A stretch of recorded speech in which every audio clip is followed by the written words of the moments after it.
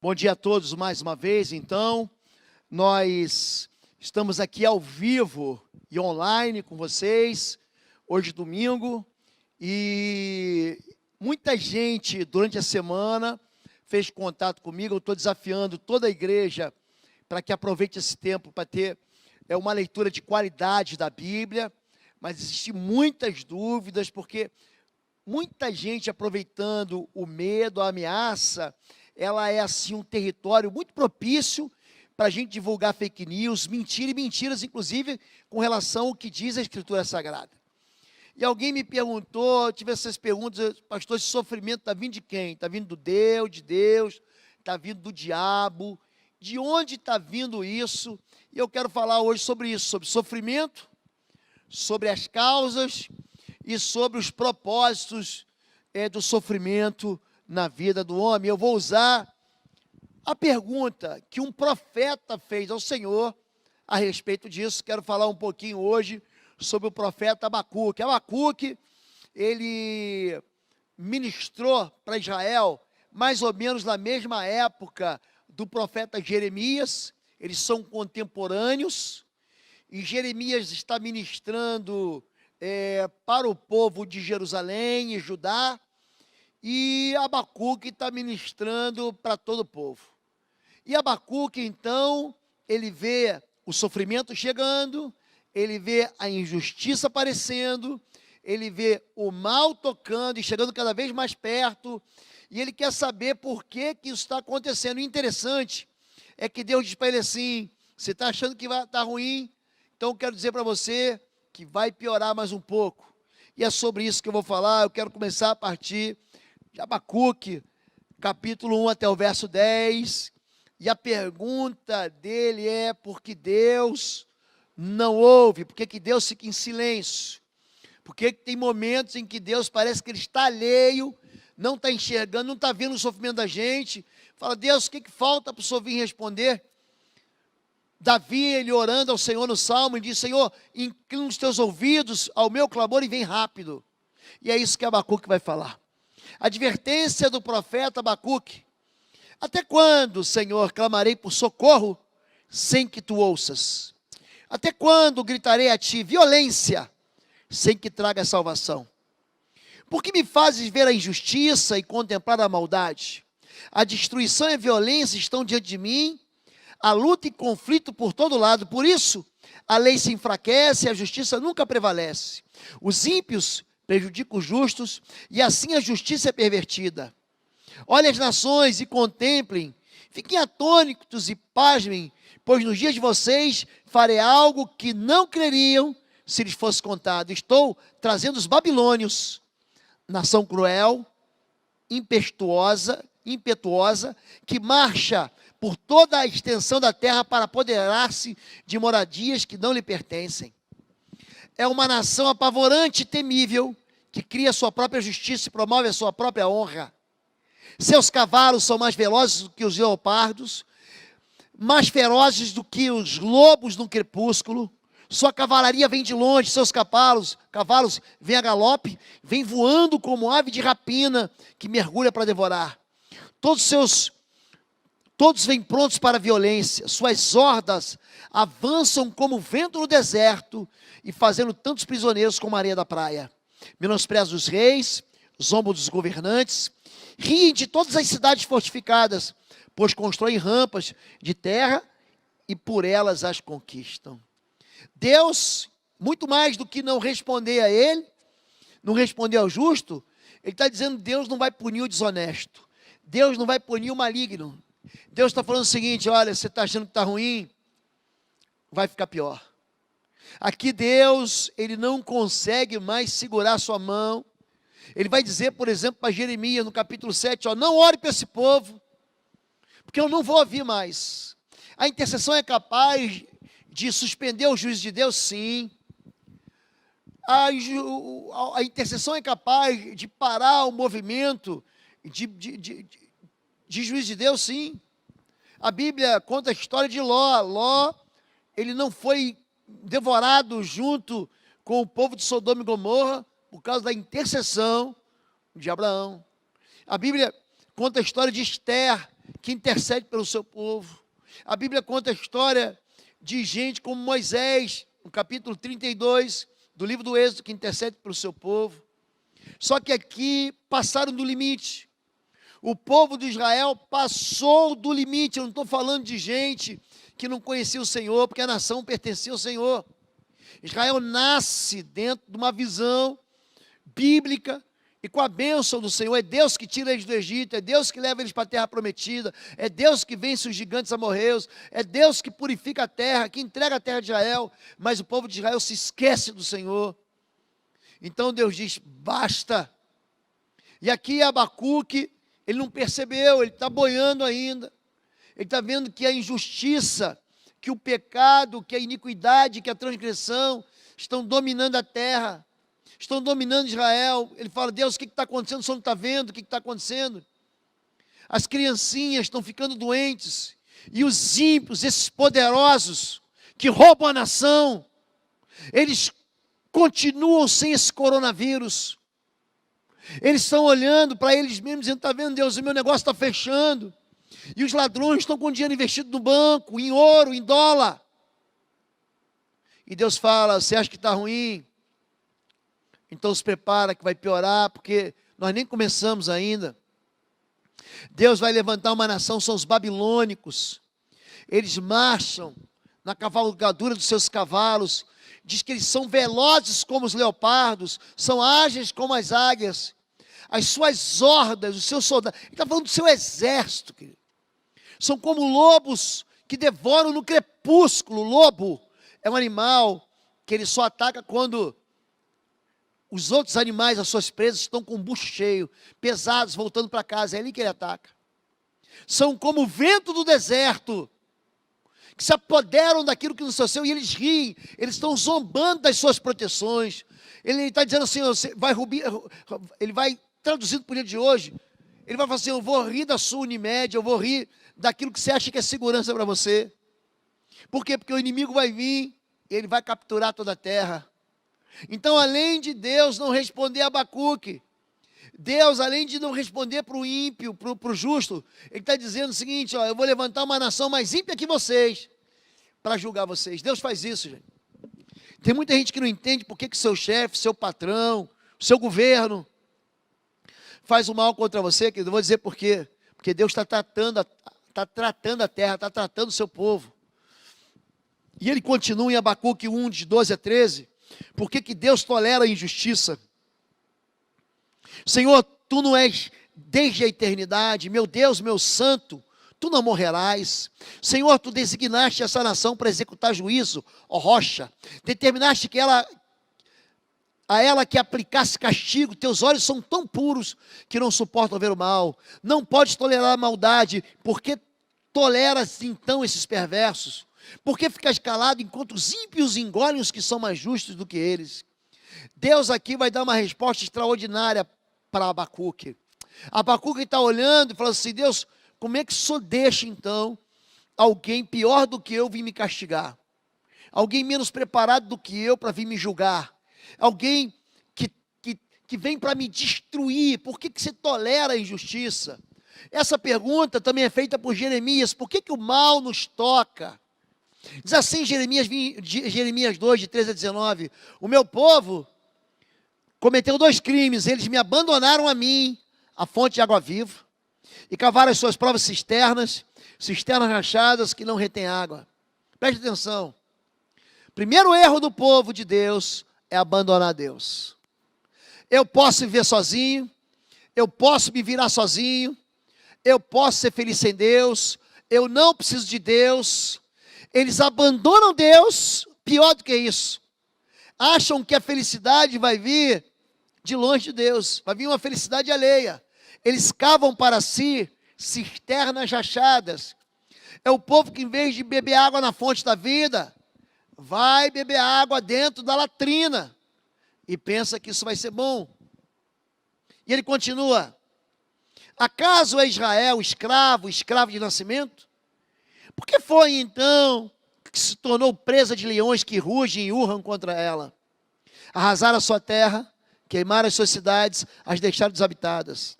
E Deus continua respondendo: não foi você mesma a responsável pelo que lhe aconteceu?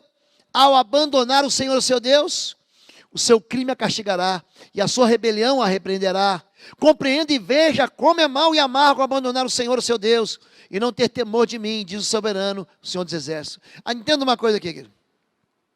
O mandamento de Deus não é para te escravizar, não é para te impedir de ser feliz. O mandamento de Deus é para que você não caia dentro de buracos, é para que você não caia dentro de prisões. Quando Deus diz não mate, Ele não está protegendo o fraco, está protegendo você de ser um assassino.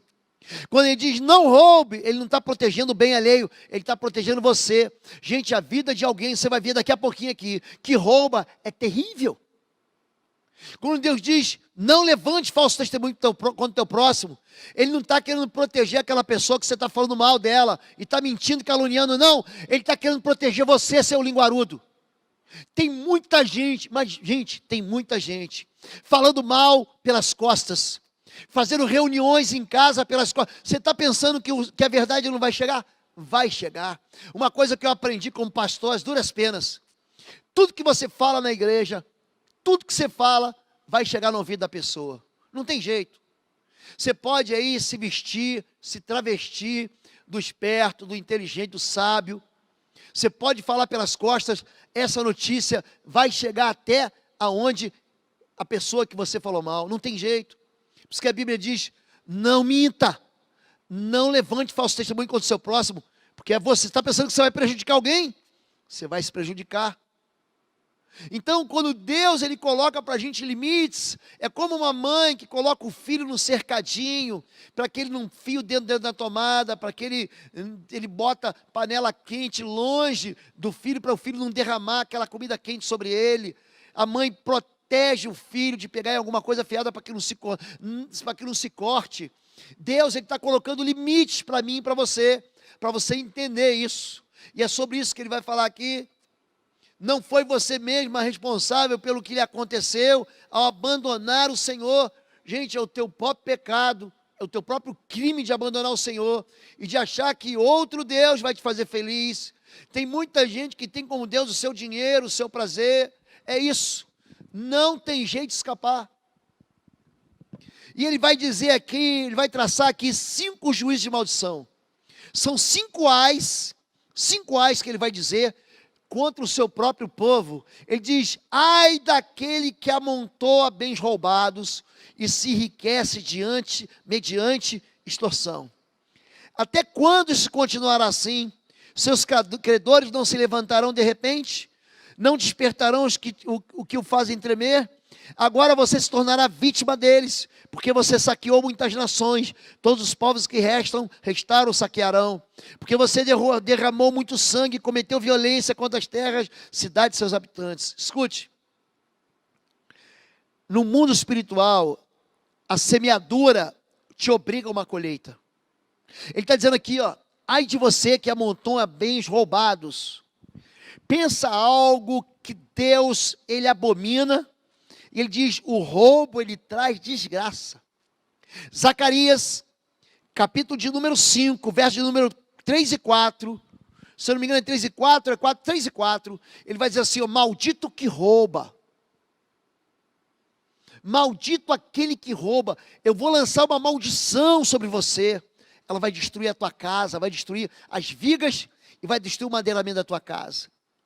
Gente que rouba, gente que está pensando que está se dando bem, está de verdade se dando mal, porque está atraindo sobre si o quê?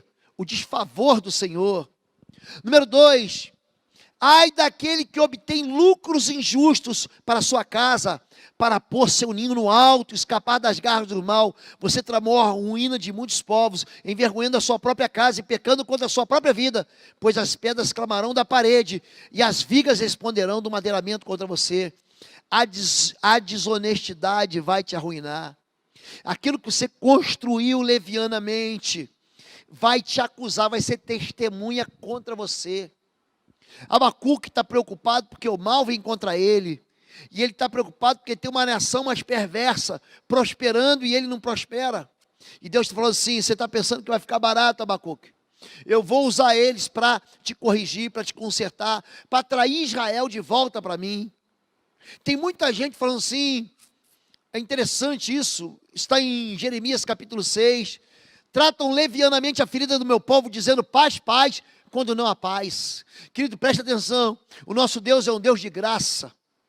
O nosso Deus é o Deus que está no Antigo e está no Novo Testamento. Ele não está só no Novo Testamento não, ele está no Antigo e no Novo. É o mesmo Deus, é a mesma palavra, é a mesma verdade. Jesus, ele prega baseado nas Escrituras. Ele sempre diz, ouviste o que foi dito dos antigos, e ele reinterpreta a lei, sim, mas a lei continua sendo lei. E nem um vírgula, e nem um tio sai, deixa de se cumprir da palavra de Deus.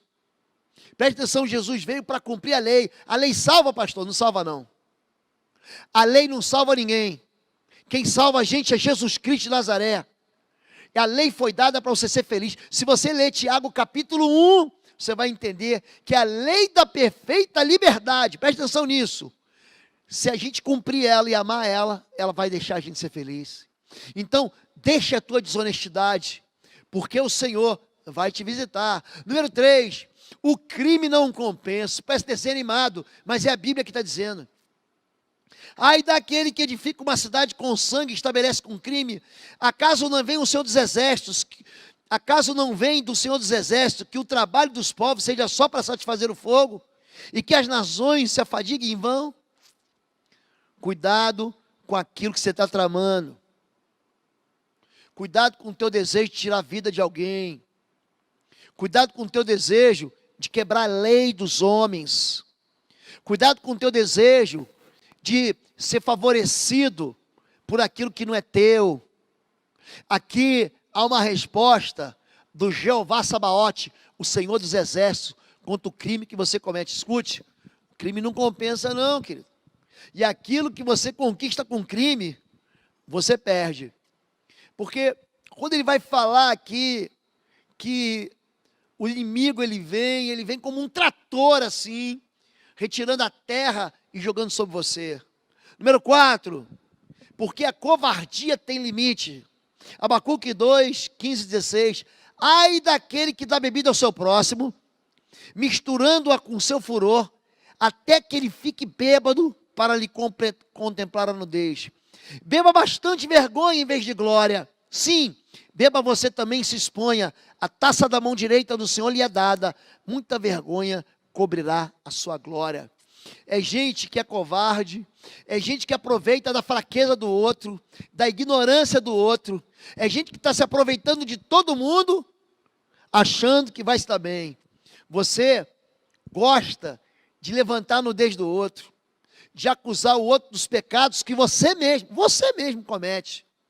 Leia Romanos capítulo 1, leia o que a Bíblia diz a respeito disso, sobre gente que julga o outro, sobre gente que condena o outro e pratica o mesmo pecado.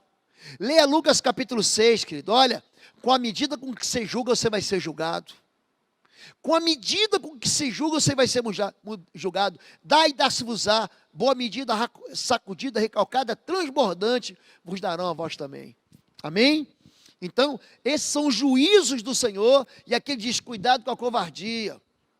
Cuidado, você acha que você é mais forte, que você é mais inteligente, você não se humilha. Você sempre se acha o melhorzão, o bonzão. Escute, a hora vai chegar. E o interessante, que ele diz ainda por final, porque a idolatria mente, Abacuque 2, 18 a 20. De que vale uma imagem feita por um escultor? Ou um ídolo de metal que ensina mentiras? Pois aquele que o faz confia na sua própria criação, fazendo ídolos incapazes de falar. Ai daquele que diz a madeira desperte, ou a pedra sem vida acorde. Poderá isso dar orientação? Está coberta de ouro e de prata, mas não respira. Mas o Senhor está em seu santo templo. Cale-se diante dele toda a terra. Cuidado com a idolatria. Cuidado em quem você confia. Você fica botando confiança em mandingas. Você está colocando aí olho de boi atrás da porta, acendendo incenso para purificar a tua casa. Você está aí colocando ídolos no teu lar. Escute, querido, preste atenção. Isso não vai poder te ajudar no dia da desgraça, nem no dia do sofrimento. Só o Senhor é Deus na sua vida. Ele está dizendo aqui, quando fala assim, que o Senhor está em seu santo templo, nosso Deus, Ele governa. Ele é capaz de interferir e trazer uma resposta do céu para você. Os ídolos não. Cuidado com a idolatria. Esse texto me parece muito parecido com o texto de Jesus, de Mateus 23. Os discípulos fazem uma pergunta para ele, muito parecida com a pergunta de Abacuque: até quando, Senhor? Em Mateus capítulo 23, os discípulos vão perguntar, e 24 também, 24. Ele fala sobre 23 e 24, ele fala o seguinte: Jesus, olha como é que o templo é bom, bonito. Jesus diz: olha, não vai ficar pedra sobre pedra. Ele pergunta: quais são os sinais da tua vinda? Ele vai falando sobre os sinais da vinda dele. Só que antes, Jesus está dando uma bronca nos fariseus. Ele está dizendo para os fariseus assim: eu quis te ajuntar. Ele olha para Jerusalém, chora, e diz: Jerusalém, Jerusalém, você mata os profetas. Quando ele fala Jerusalém, Jerusalém, ele está suspirando de agonia por uma cidade que vai receber juízo, porque rejeita Jesus. Você mata os profetas, você apedreja os que te são enviados. A gente prega a verdade e você não crê na verdade, você crê em você. Você cria para você uma religiosidade mística, sem fundamento bíblico. Ai de vós, fariseus! Quantas vezes eu quis te ajuntar como uma galinha junto os pintinhos sobre as asas, você não quis.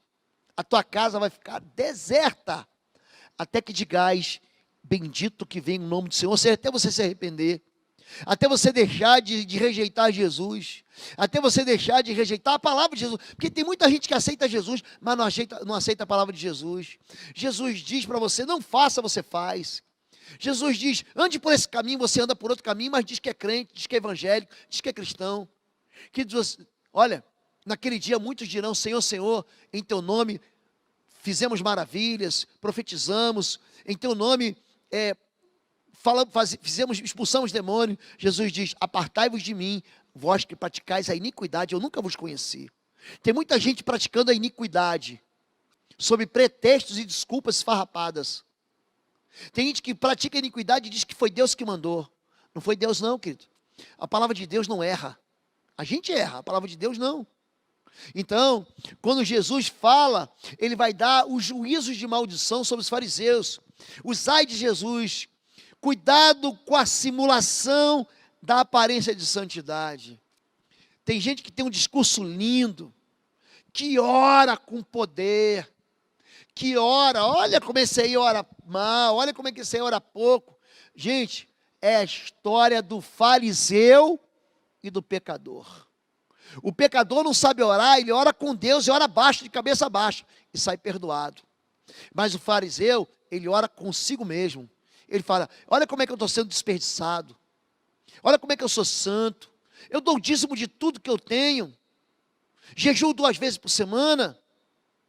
Ele não sai dali perdoado. E Jesus está dizendo o seguinte: na cadeira de Moisés se assentam, fazem seus filactérios bem largos, e as franjas de suas vestes bem longas. É gente que tem uma aparência de santidade, que se veste como santo, que se veste com poder, que se veste em sua glória, mas é só simulação. Número 2, ele fala sobre gente que tem uma vida de todas as ambições de poder. Eu fico vendo até nessas competições políticas, são todas as ambições de poder, são todas as ambições de poder. Eu estou falando de dentro da igreja, gente, de dentro da igreja, e as tentações maiores acontecem dentro da igreja. Você vê que Jesus é levado ao pináculo do templo, se joga aí, faz uma bobagem para provar para todo mundo que Deus te protege.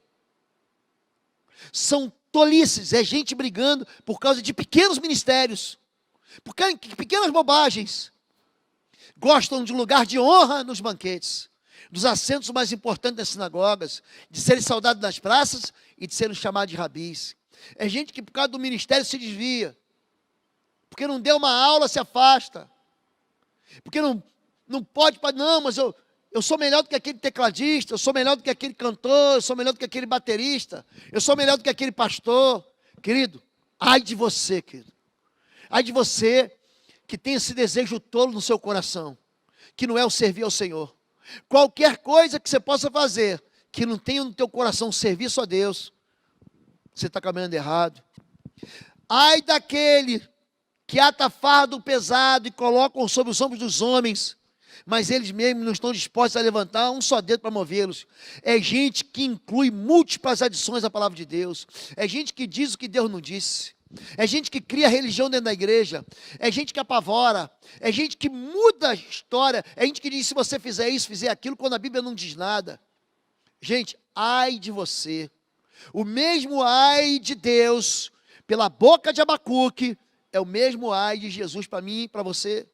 Ai de vocês que fazem interpretações perversas e forçadas da lei. Vocês também dizem, se alguém jurar pelo altar, isso nada significa. Mas se alguém jurar pela oferta que está sobre ele, está obrigado por juramentos cegos. Que é mais importante, a oferta ou o altar que santifica a oferta? Você sabia que o altar santifica a oferta, querido? Sabia? Tem muita gente sofrendo pela falta do recurso, porque não está santificando aquilo que está na sua vida. Quando você traz o seu dízimo, a sua oferta, é uma parte do que você tem. O restante que fica no seu bolso, no seu banco, na sua carteira, é santificado pelo Senhor. Tem muita gente que interpreta perversamente hoje a Bíblia. E hoje eu tenho que ensinar para o povo de Deus, que dízimo, oferta e primícia estão lá dentro do Novo Testamento. Mas são pessoas gananciosas. E são pessoas, preste atenção nisso, que não se aprumam financeiramente. Você quer discutir com Deus, discuta. Você quer desobedecer a Deus? Desobedeça. É gente que acha que pode controlar o dízimo. Eu só dou o dízimo se for para isso. Eu só dou o dízimo se for para aquilo. Eu não concordo. É gente que está pensando que igreja é local de investimento. Não é, querido. Altar é lugar de sacrifício com o Senhor. Jesus continua. São seletivos na obediência. Ai de vocês que têm negligenciado os preceitos mais importantes da lei, a justiça, a misericórdia, a fidelidade. Vocês, como mosquito, engole o camelo. É gente que pega a Bíblia, só aquilo que interessa para ele. Não, isso aqui é para mim. O que eu não quero obedecer é para os outros. O nome disso, sabe o que é? É rebelião secreta. Tem muita gente em rebelião secreta. Tem muita gente que é obediente, são aqueles obedientes de bom tempo. Quando dá, eu obedeço. Quando não dá, Deus, misericórdia que eu não consegui obedecer. Limpos por fora, corruptos por dentro. Vocês são como sepulcros caiados, bonitos por fora, mas por dentro estão cheios de ossos de todo tipo de imundícia. Eu quero falar para você sobre isso. Por que o mal vem? Porque você não se arrepende, porque o arrependimento não vem para a igreja. Porque o arrependimento não chega na sua casa. Porque você continua fazendo as mesmas coisas de quando você era ímpio. Porque você continua no mesmo caminho de quando você estava em pecado. Quando a Bíblia fala sobre isso, diz que o desejo de Deus, quando a praga ou a fome vem, é trazer o povo de Deus de volta para Ele. Querido, é bom aprender agora, aprenda agora. Deus está usando essa praga para trazer o povo dele de volta para Ele. Quando houver fome ou praga no país, ferrugem ou mofo, está falando de praga, de pandemia, você já vai ver aqui. Gafanhotos peregrinos e gafanhotos devastadores, ou quando inimigos saírem das suas cidades, quando em meio a qualquer praga ou epidemia, uma oração ou uma súplica por misericórdia foi feita por um israelita ou por todo o teu povo de Israel, cada um sentindo as suas próprias aflições e dores, estendendo a mão na direção desse templo, ouve dos céus o lugar da tua habitação, perdoa e trata cada um de acordo com o que merece. Vou repetir, trate cada um, é isso que ele vai falar, cada um, é singularidade aqui, não é todo mundo não. Visto que conhece o seu coração, sim, só tu conheces o coração do homem, assim eles te temerão e andarão segundo a tua vontade durante todo o tempo em que viverem na terra que deste aos nossos antepassados. Sabe por que a praga vem? Para te consertar.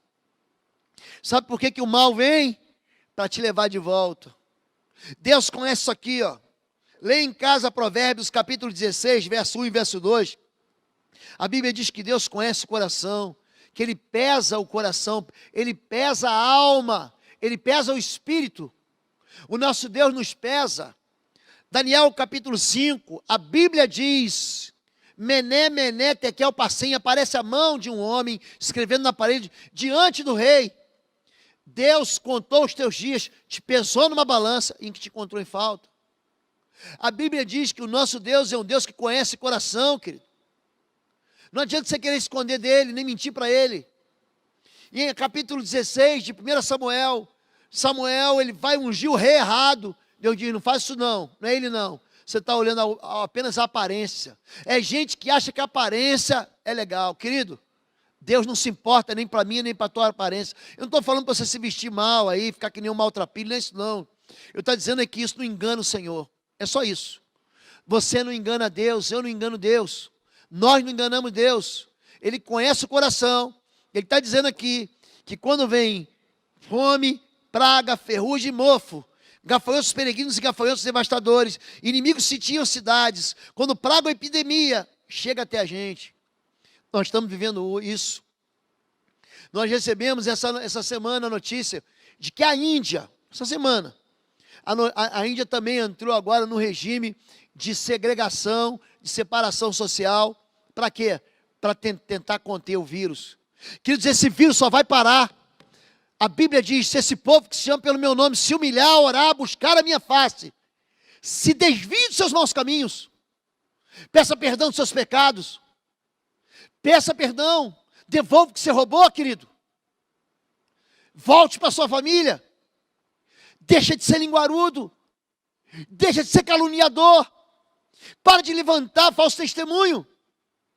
Você está pensando que você está atraindo bem para você? Você está atraindo bem contra você, contra o seu casamento, contra a sua casa, contra os seus negócios, contra os seus filhos. É isso que você está fazendo.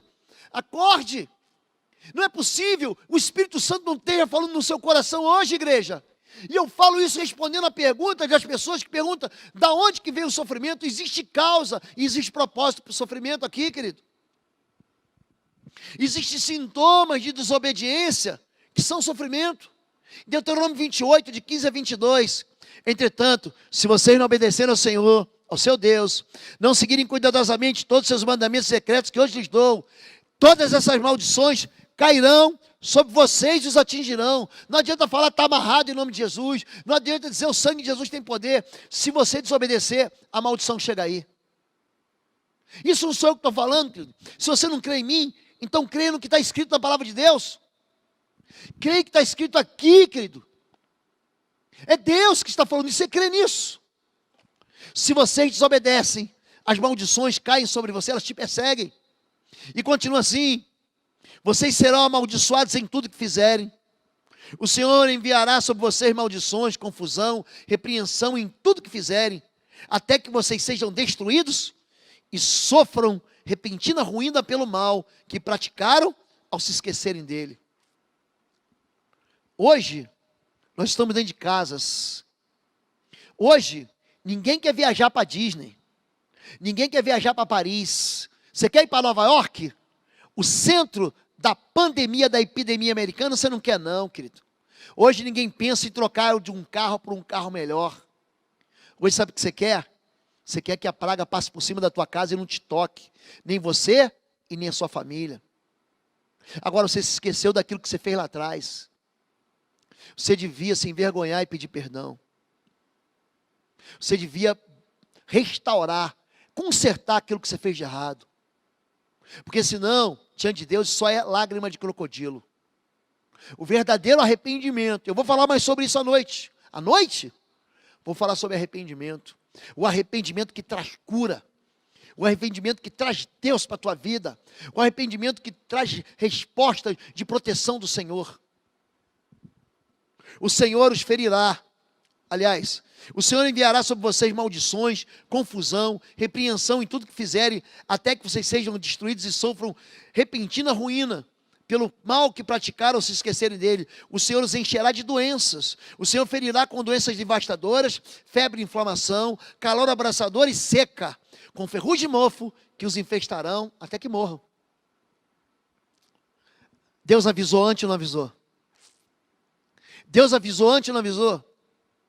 Mas nós não queremos saber disso. A igreja, a gente está aqui num esforço tremendo, sabe para quê? restaurar a escola bíblica. A gente restaura a escola, restaura o discipulado, restaura o ensino de finanças, restaura a clínica da alma, restaura a ministração para os jovens, e você permanece em casa.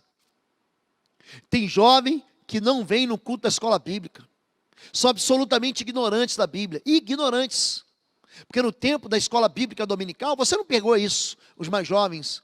Gente, a gente saía daqui pelo menos com um versículo decorado durante aquele dia de domingo. É o que a gente tem feito com as nossas crianças através do Talmidim Kids. Aliás, deixa eu falar, sempre às 9 da manhã, no canal Talmidim Kids, ao vivo, o seu filho também tem uma ministração da tia Pri.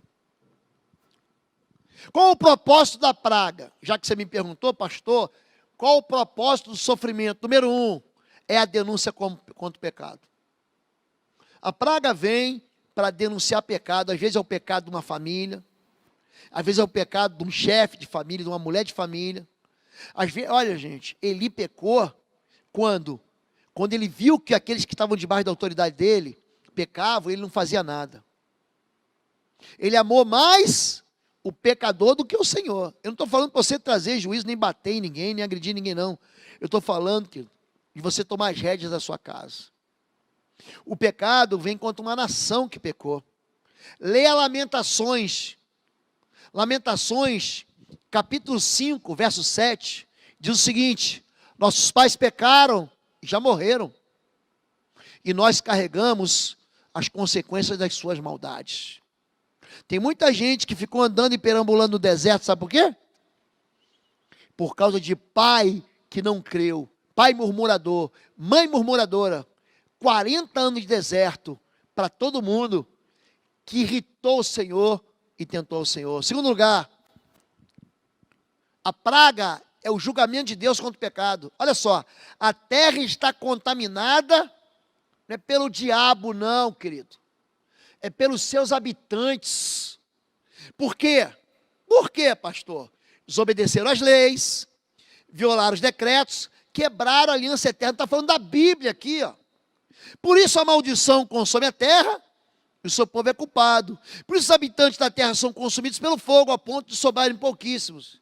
Você quer saber o que eu acho? Quer saber? A Bíblia diz em 1 João capítulo 5, verso 18, aquele que nasceu de Deus não anda em pecado, Deus o guarda e o maligno não lhe toca. Eu vou dizer para você o que eu estou pensando aqui. Tudo isso está vindo porque o povo não se arrepende.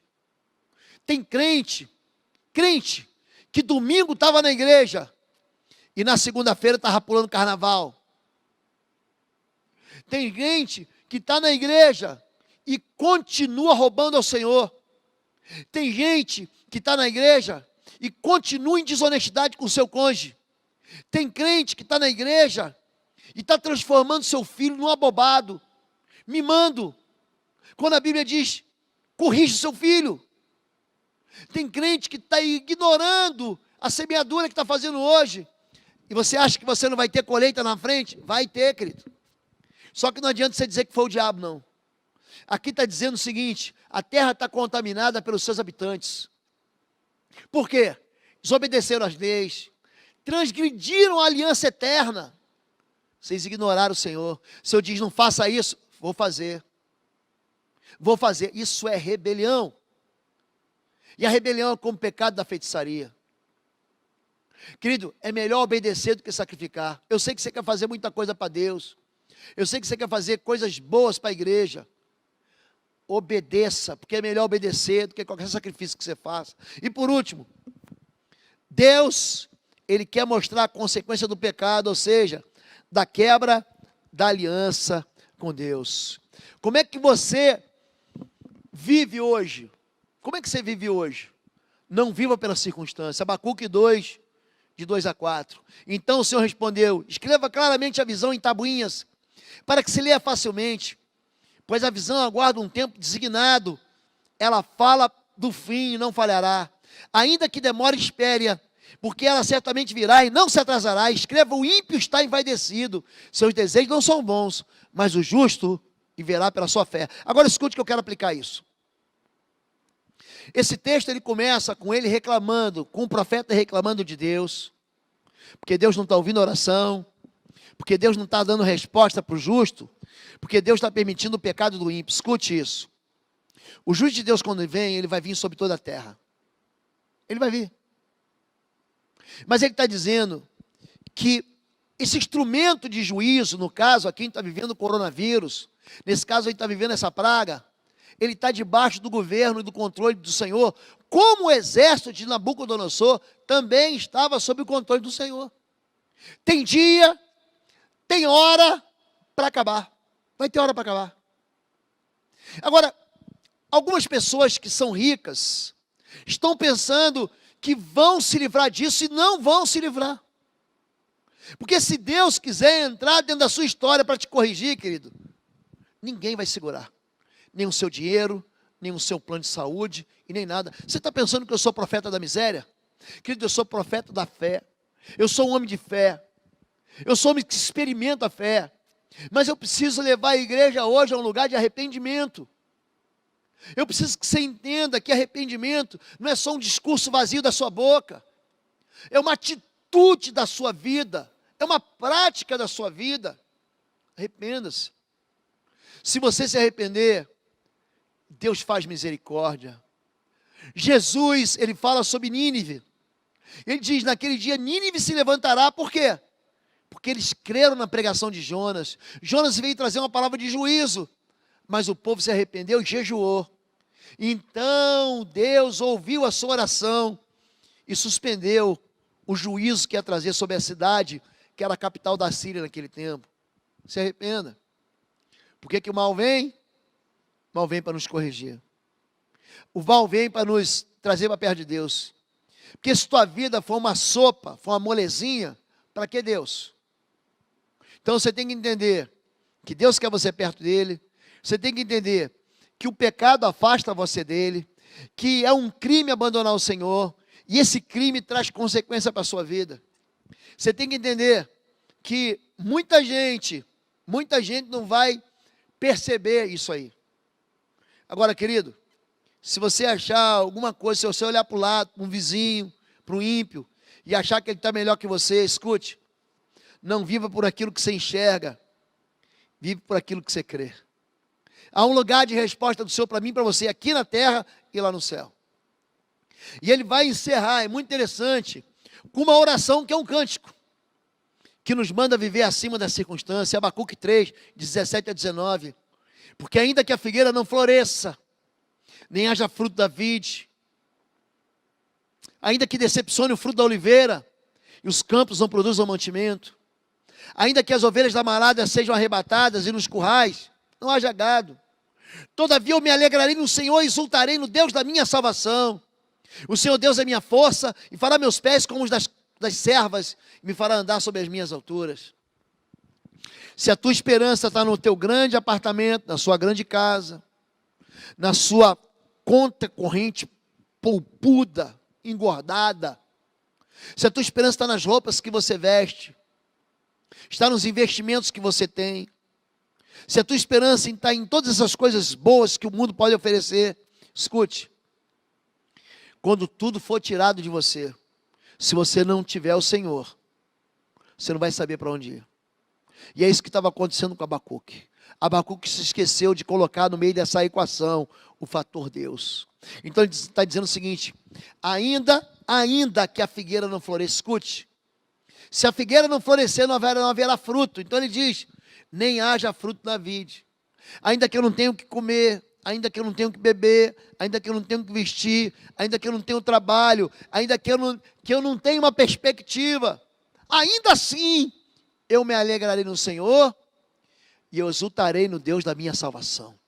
Essa é uma oração para mim e para você hoje, para que os nossos olhos permaneçam no Senhor, para que os nossos olhos fiquem fixos no Senhor, em nome de Jesus. Eu quero orar com você agora e com toda a sua família. Eu quero que essa palavra, ela chegue no teu coração. Eu prego de uma maneira aleluiada assim, mas o que eu quero é que você seja levado para um lugar de intimidade, de conversão, de arrependimento, de recomeço com Deus. Se você andar com Deus, vou repetir, se você conhecer a palavra de Deus, você vai andar com Deus. Você não conhece a Bíblia. Tem gente que já se converteu há 5, 10 anos, nunca conseguiu ler a Bíblia inteira. Querido, aproveite esse tempo. Se você ler 10 capítulos da Bíblia por dia, você vai terminar a Bíblia em 4 meses. Se você ler 10 capítulos da Bíblia por dia, em 9 dias, você vai ler os 4 evangelhos, Mateus, Marcos, Lucas e João. Deixa Deus falar com você. Agora junta a sua família aí, eu quero orar por vocês. E quero fazer uma oração aqui de confissão de pecados. Eu quero fazer uma oração. E se você quiser, você pode repetir na sua casa. Pastor, o senhor está confessando pecados aí que eu nunca cometi. Eu sei. Mas eu estou confessando esse pecado diante de pessoas que pecaram e hoje estão arrependidas, que ouviram essa palavra e foram convencidas desse pecado e querem abandonar isso. E eu não posso deixar de orar pela vida de alguém que está pedindo perdão e precisa do sangue da cruz sobre a sua vida e a salvação do Senhor. Eu vou orar. Pai querido, o sofrimento tem uma razão, sim. E a razão somos nós mesmos. Somos nós que atraímos para a nossa vida quando nós te desobedecemos, quando nós capitulamos diante do pecado e nos fazemos de fracos, quando nós nos chamamos a nós mesmos de feitos segundo a mão de Deus como pecadores, isso é mentira. O Senhor nos criou livre, Pai, livres, mas o pecado, Ele nos aprisionou. Eu quero pedir perdão hoje, Pai, em nome de Jesus, por toda a idolatria, por toda a veneração de ídolos, por todos os nomes que foram consagrados. Eu quero pedir perdão, Senhor Deus, pelo ódio, pela amargura, pela culpa que nós insistimos em carregar, sabendo que o Teu Filho Jesus já levou por nós na cruz. Eu quero te pedir perdão, Senhor, pelas vezes que nós expulsamos os nossos filhos de casa, às vezes que nós ignoramos os Teus princípios, ensinamos errado. Queremos pedir perdão porque nós, no nosso orgulho, nós não confessamos a iniquidade. Por causa do nosso orgulho, nós ignoramos os Teus valores eternos. Pedimos perdão pela rebelião, que é como o pecado da feitiçaria. Te pedimos perdão porque não te buscamos. Te pedimos perdão, Senhor, porque ignoramos o Senhor. Te pedimos perdão pelos roubos, pela desonestidade, pelos adultérios, a prostituição. Te pedimos perdão, Senhor Deus. Essa manhã nós te pedimos perdão, porque quebramos alianças, porque nos afastamos do Senhor, porque ignoramos aquilo que é mandamento, preceitos. Te pedimos perdão, Senhor Deus, porque te roubamos, porque somos mesquinhos, avarentos, mentirosos, caluniadores, boca suja. Nós pedimos perdão, Senhor Deus da glória, que o perdão do Senhor venha sobre nós. Queremos perdoar os nossos agressores, os nossos ofensores. Queremos pedir, Senhor Deus, que o sangue da cruz cubra a nossa vida, purifique a nossa história e traga o perdão em nome de Jesus. Agora, Senhor Deus, que nós nos cobrimos com esse sangue, livra-nos de todo espírito de morte, livra-nos de toda praga, tira de nós todo medo e toda ameaça, e com esse coração purificado, com as mãos limpas diante do Senhor, com a nossa vida mais branca do que a neve, Senhor Deus, faz com que passe de nós, da nossa casa e da nossa família, todo mal. Ensina-nos, Pai, ensina-nos a contar os nossos dias, para que a gente alcance o coração sábio diante do Senhor. Pai, em nome de Jesus, eu quero pedir ao Senhor, que esse arrependimento não seja apenas um arrependimento, para esse tempo de hoje, que nós estamos aí, muita gente impressionada e desmotivada, que seja um arrependimento para a vida eterna, porque o Senhor ordena em todo lugar, a Tua palavra diz, que todos se arrependam, e é isso que nós oramos em nome de Jesus, amém e amém. Amém, queridos? Quero dizer para você que é uma alegria estar caminhando contigo, que essa palavra é uma palavra de restauração, não é uma palavra de castigo, não é uma palavra de dureza, é uma palavra que te leva para perto de Deus. Arrependa-se, siga em frente, mude de vida. A noite tem mais de 19 horas. Lembre-se, domingo que vem temos ceia do Senhor, que nós vamos celebrar na sua casa. Amanhã, segunda-feira, 8 da noite, temos oração com as famílias, pastor Quecos. Terça-feira temos CR com todo o time do pastor Alci e Marileus e pastora Simone. Teremos na quarta-feira o Quarta-feira às 20 horas. Quinta-feira às 10 da manhã nós vamos ter escola teológica, quinta-feira teológica. Sábado, uma palavra que vai abençoar a sua vida. E domingo de novos cultos. Amém? Levante sua mão. Que o amor de Deus, nosso Pai, a graça do nosso Senhor e Salvador Jesus Cristo e as consolações do Espírito Santo de Deus seja agora e sempre sobre a sua vida. Em nome de Jesus, amém. Fique em paz, fique na sua casa. Deus te abençoe.